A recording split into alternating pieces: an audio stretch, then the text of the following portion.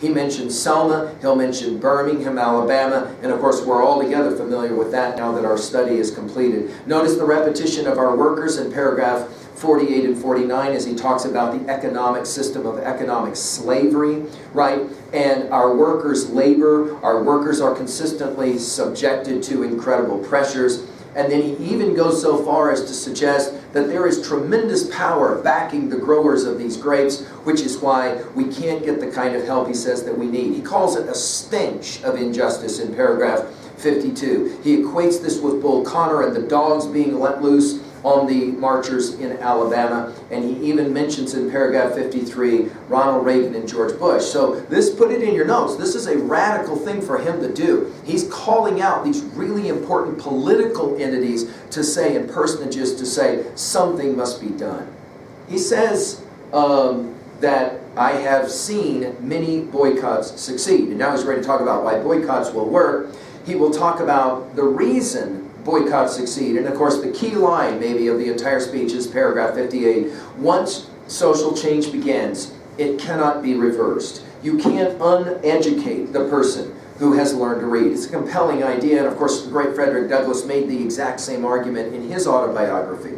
You can't humiliate the person who feels pride. You can't oppress the people who are not afraid anymore. By the way, notice that's again one of those threes. We have a lot of them here in Chavez's speech.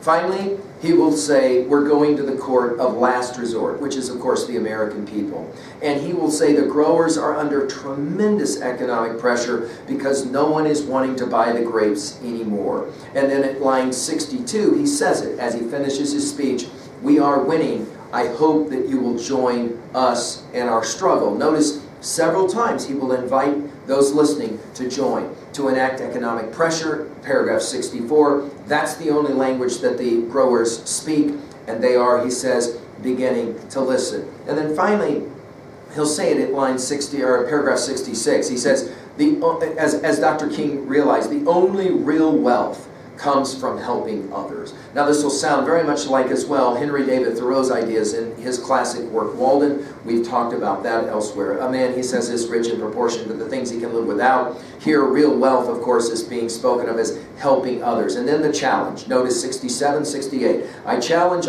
make sure you circle it, right? That is to say, let's keep going, let's keep going. And then he comes back to Dr. King in 71 and says, remember, Dr. King sounded the call for justice and the Freedom Riders answered the call, joined the struggle, he says in paragraph 73, seeking, notice he says it, peaceful social change. Finally, the key, every person can make a difference when we will have, he says, if we fail to learn that, we will have betrayed Dr. King's life's work. Finally, he said it, Dr. King had more than just a dream. He had the love and the faith to act. Notice the power of finishing with the God bless you line at the very end. Notice how Chavez is very much borrowing heavily from so much of what we saw in Dr. Martin Luther King's I Have a Dream speech and letter from a Birmingham jail. Well, I hope that this speech challenges you to consider the ways in which fighting in nonviolent ways for social change is a good thing, not a bad thing.